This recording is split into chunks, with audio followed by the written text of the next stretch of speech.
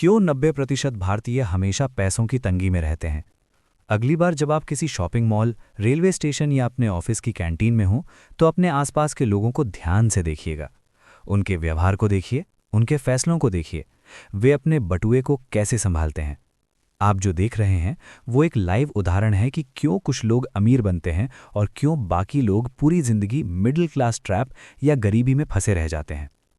कड़वा सच ये है कि हमारे देश में ज़्यादातर लोग पेचेक टू पेचेक जी रहे हैं, यानी इस महीने की सैलरी आई और अगले महीने की सैलरी आने तक जेब खाली। और नहीं, समस्या ये नहीं है कि भारत में लोग कमा नहीं रहे हैं। समस्या ये है कि वे उस कमाई को संभाल नहीं पा रहे हैं। आंकड़े चौंकाने वाले हैं। एक हालिया सर्वे के मुताबिक भारत में 75% लोगों के पास कोई इमरजेंसी फंड नहीं है। अगर कल को नौकरी चली जाए या घर में कोई बड़ी बीमारी आ जाए तो हर 3 में से एक भारतीय के पास अचानक 20,000 या 30,000 रुपए का इंतजाम करने के भी पैसे नहीं होते। ये 20,000 शायद किसी के लिए नया फ़ोन खरीदने की रकम हो सकती है, लेकिन लाखों परिवारों के लिए ये एक बहुत बड़ी आपदा है। और ये समस्या सिर्फ कम कमाने वालों की नहीं है।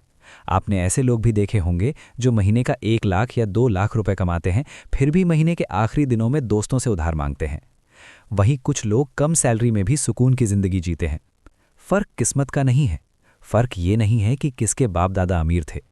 फर्क उन 11 आदतों का है जो हम रोज दोहराते हैं।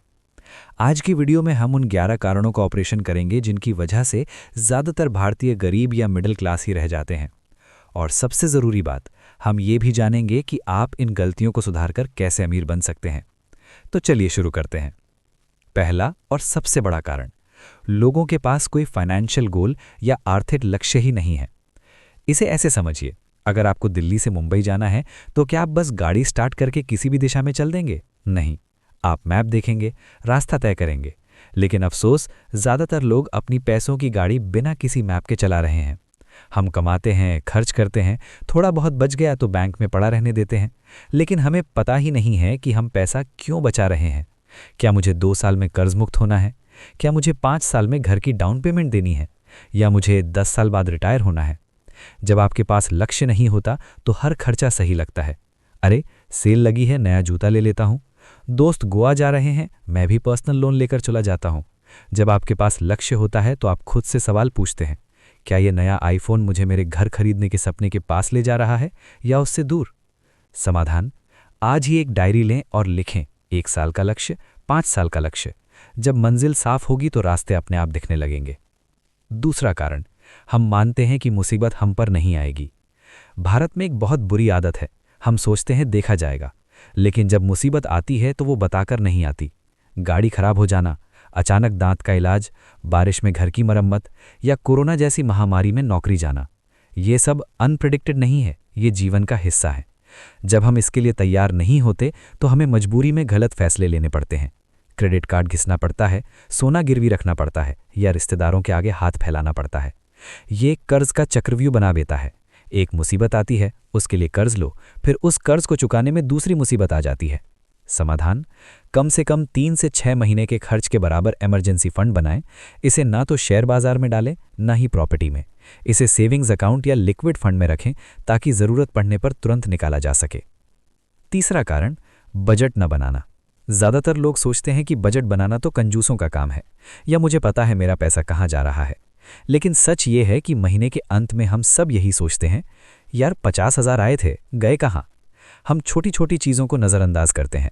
वो 20 रुपए की चाय, 100 रुपए के मोमोज़, 500 रुपए का ऑनलाइन सब्सक्रिप्शन जो हम इस्तेमाल भी नहीं करते। ये सब मिलकर एक बहुत बड़ी रकम बन जाती है। इसे हम स्पेंडिंग लीक्स कहते हैं।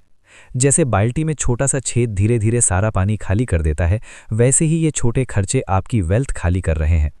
समाधान, आपको एक एक पैसे का हिसाब रखने की ज़रूरत नहीं है, लेकिन कम से कम ये पता होना चाहिए कि आपका पैसा किस कैटेगरी में जा रहा है। एक महीना सिर्फ अपने खर्चे ट्रैक करें, आप हैरान रह जाएंगे कि आप कितना फालतू खर्च कर रहे हैं। चौथा कारण, सिर्फ आज में जीना। इसे हम योलो माइंडसेट भी कहते हैं। अरे जवानी है, अभी नहीं उड़ाएंगे तो कब उड़ाएंगे? बुढ़ापे का किसने देखा है? ये सोच सुनने में बहुत अच्छी लगती है, बॉलीवुड फिल्मों में अच्छी लगती है, लेकिन हकीकत में ये गरीबी का सबसे बड़ा कारण है। जब आप अपने भविष्य के बूढ़े आपके बारे में नहीं सोचते तो आप उसके साथ नाइंसाफ़ी कर रहे हैं। इसका मतलब ये नहीं है कि आप साधु बन जाएं और मज़े करना छोड़ दें। इसका मतलब है संतुलन यानी बैलेंस। अगर आप आज अपनी कमाई का 100% उड़ा देंगे तो कल जब शरीर काम करना बंद कर देगा तब क्या करेंगे? तब वही मज़े सज़ा बन जाएंगे। पांचवा कारण, ऐसी आदतें जो दिखती छोटी हैं पर जेब पर भारी पड़ती हैं। चलिए एक भारतीय उदाहरण लेते हैं, सिगरेट या दिन में 3-4 बार बाहर की महंगी कॉफ़ी या चाय। मान लीजिए कोई व्यक्ति दिन में 100 रुपये सिगरेट या स्नैक्स पर खर्च करता है। महीने का हुआ 3,000 रुपये, साल का हुआ 36,000 रुपये, 10 साल में यह हो गया 3,60,000 रुपये। और अगर यही पैसा कहीं अच्छी जगह इन्वेस्ट किया होता तो कंपाउंडिंग के साथ ये लाखों में होता। इसके अलावा हर दूसरे दिन ज़ोमैटो या स्विगी से ऑर्डर करना, वीकेंड पर महंगे पब में जाना। हम ये नहीं कह रहे कि बाहर मत खाओ, लेकिन क्या ये आपकी जेब को भारी पड़ रहा है? अक्सर यही लोग कहते हैं, मेरे पास निवेश करने के लिए पैसे नहीं बचते। पैसे होते हैं, बस वो धुएं में या बाहर के खाने में उड़ रहे होते हैं। छठवां कारण, अच्छा कर्ज और बुरा कर्ज में फ़र्क न समझना। भारत में आजकल ईएमआई पर चीज़ें लेने का फैशन चल पड़ा है। आईफोन ले लो, नो कॉस्ट ईएमआई है। गाड़ी ले लो, आसान किश्तों पर। याद रखिए, बुरा कर्ज वो है जो आप ऐसी चीज़ खरीदने के लिए लेते हैं जिसकी कीमत समय के साथ कम होगी। फ़ोन, कपड़े, गाड़ी, शादी के लिए लिया गया पर्सनल लोन, ये सब आपको गरीब बनाते हैं। आप न सिर्फ उस चीज़ की कीमत चुकाते हैं बल्कि उस पर भारी ब्याज भी देते हैं। अच्छा कर्ज वो है जो आपकी जेब में पैसा डालता है, जैसे घर खरीदने के लिए लोन अगर आप समझदारी से लें, एजुकेशन लोन जो अच्छी नौकरी दिलाए, या बिजनेस लोन। ज़्यादातर लोग बुरे कर्ज को अपनी शान समझते हैं जबकि असल में वे बैंक के गुलाम बन रहे होते हैं। सातवां कारण, लोग क्या कहेंगे। ये भारतीय समाज की सबसे बड़ी बीमारी है। हम चीज़ें इसलिए नहीं खरीदते क्योंकि हमें उनकी ज़रूरत है। हम इसलिए खरीदते हैं ताकि हम पड़ोसियों, रिश्तेदारों या ऑफिस के कलीग्स को दिखा सकें कि हम कितने सफल हैं। महंगी शादियों का उदाहरण ले लीजिए। लोग अपनी ज़िंदगी भर की कमाई एक रात की पार्टी में उड़ा देते हैं सिर्फ इसलिए ताकि रिश्तेदार तारीफ करें। और मज़े की बात यह है कि वही रिश्तेदार खाने में नुक्स यानी कमी निकाल कर चले जाते हैं। हम महंगी गाड़ी खरीदते हैं भले ही पेट्रोल के पैसे ना हो। महंगे ब्रांडेड कपड़े पहनते हैं भले ही क्रेडिट कार्ड का बिल बकाया हो। याद रखिए, अमीर दिखना और अमीर होना दो अलग बातें हैं। असली अमीर लोग सादगी से रहते हैं क्योंकि उन्हें किसी को साबित करने की ज़रूरत नहीं होती। जो लोग अमीर दिखने की कोशिश करते हैं वो अक्सर अंदर से खोखले होते हैं। आठवां कारण, कैश फ्लो का गलत तरीका। आम आदमी का समीकरण इनकम कमाई माइनस एक्सपेंसेस खर्चे इक्वल्स टू सेविंग्स बचत। यानी सैलरी आई, दूध वाले को दिया, बिजली का बिल भरा, रेंट दिया, पिज्जा खाया और अंत में जो बचा, जो अक्सर कुछ नहीं बचता, उसे सेव करेंगे।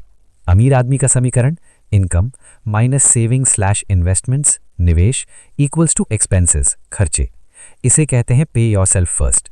जैसे ही सैलरी आए सबसे पहले अपने भविष्य के लिए एसआईपी, पीपीएफ, गोल्ड, स्टॉक्स के लिए पैसा अलग करें। इसे एक बिल की तरह समझें जो चुकाना ही है। उसके बाद जो बचे उससे घर चलाएं। जब पैसा पहले ही निवेश हो जाएगा तो आप खुद ब खुद बचे हुए पैसों में महीना गुजारना सीख जाएंगे। नौवां कारण, रिस्क को लेकर गलतफहमी। भारतीय माता पिता अक्सर कहते हैं बेटा पैसा एफडी में डाल दो, सेफ रहेगा। लेकिन क्या ये सच में सेफ है? अगर महंगाई 6-7% है और बैंक आपको 6% ब्याज दे रहा है तो असल में आपका पैसा बढ़ नहीं रहा बल्कि घट रहा है। टैक्स कटने के बाद तो और भी कम। रिस्क न लेना सबसे बड़ा रिस्क है। इसका मतलब ये नहीं कि आप जुआ खेलें या सारा पैसा क्रिप्टो में लगा दें। इसका मतलब है कैलकुलेटेड रिस्क लेना। शेयर बाजार, म्यूचुअल फंड्स या रियल एस्टेट को समझना। डर हमेशा जानकारी की कमी से आता है। जिसे तैरना नहीं आता उसे पानी से डर लगता है, जिसे तैरना आता है वो पानी का मजा लेता है। निवेश का भी यही हाल है। 10वां कारण, सिर्फ एक सैलरी पर निर्भर रहना। हम सोचते हैं कि ज़्यादा काम करने का मतलब है ऑफिस में ज़्यादा घंटे बिताना। ये लीनियर ग्रोथ है। आप अपना समय बेचकर पैसा कमा रहे हैं। अमीर लोग पैसिव इनकम बनाते हैं, यानी ऐसा सिस्टम जहां पैसा उनके लिए काम करे ना कि वो पैसों के लिए। Rental income, dividends, side business, YouTube channel, freelancing. आपको अपनी सैलरी के अलावा आय का कम से कम एक और जरिया बनाना होगा। अगर आपकी नौकरी चली गई तो क्या आपके पास कोई बैकअप है? अगर नहीं तो आप आर्थिक रूप से सुरक्षित नहीं हैं। 11वां और आखिरी कारण, हमने कभी पैसों के बारे में सीखा ही नहीं।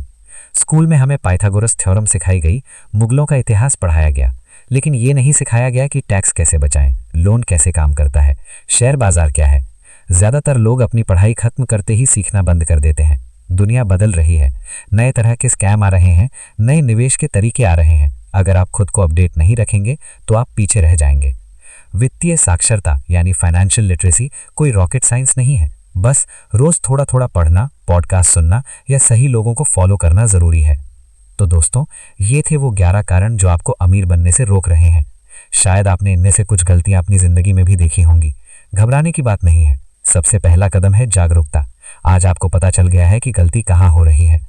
आपको रातों रात सब कुछ बदलने की जरूरत नहीं है। किसी एक चीज से शुरुआत करें। शायद आज आप एक बजट ऐप डाउनलोड करेंगे, या अपनी फालतू की एक आदत जैसे सिगरेट या बाहर का खाना कम करेंगे, या अपनी पहली SIP शुरू करेंगे, चाहे 500 रुपए से ही क्यों ना हो। याद रखिए, अमीर बनना एक मैराथन है, स्प्रिंट नहीं। ये छोटे छोटे सही फैसलों का परिणाम है जो हम रोज लेते हैं। अगर आपको ये वीडियो काम का लगा तो इसे अपने दोस्तों और परिवार के साथ शेयर करें जिन्हें इसकी सख्त जरूरत है। भारत को फाइनेंशियली स्मार्ट बनाने की इस मुहिम में हमारा साथ दें। अगले वीडियो में हम बात करेंगे कि अपनी पहली 1 करोड़ रुपए की संपत्ति कैसे बनाएं। तब तक के लिए सीखते रहें और आगे बढ़ते रहें। जय हिंद।